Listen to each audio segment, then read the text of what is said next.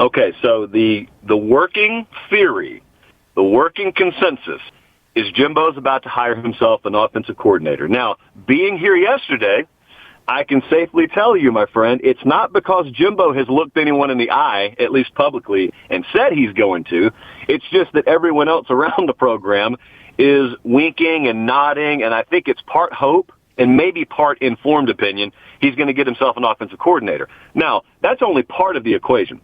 The other part of that, as you well know, is if you go and you serve as Nick Saban's coordinator or Kirby Smart's coordinator, you know you're calling plays.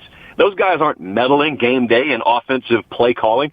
You don't know that if you come to Texas A&M. There is no case study. Okay, there is no data point in history. Let me see how his other OCs did. He's always had those 47 laminated play sheets in front of him on game day. He's always had those glasses down around his nostrils. He's always been calling plays. So that's going to be the big question. Now, they're not going to have financial issue. They never do around here. They'll be able to spend whatever they need to spend.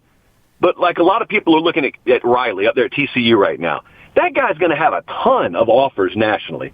So if one of them is Texas A&M, he's got to ask himself, am I confident that if I go there and I'm guaranteed everything I want, but things go poorly, like we start out 1-1, am I confident that that guy's really going to keep his hands off me and keep his hands off of game day operations and really let me call my offense?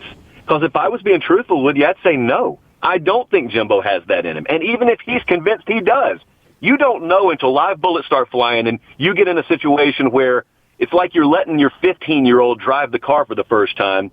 There's a difference in driving in the empty parking lot and getting them out on the real highway. And as soon as you feel things start to go a little sideways, your instinct is to reach over there and grab the wheel. That's the same way I think Jimbo will be.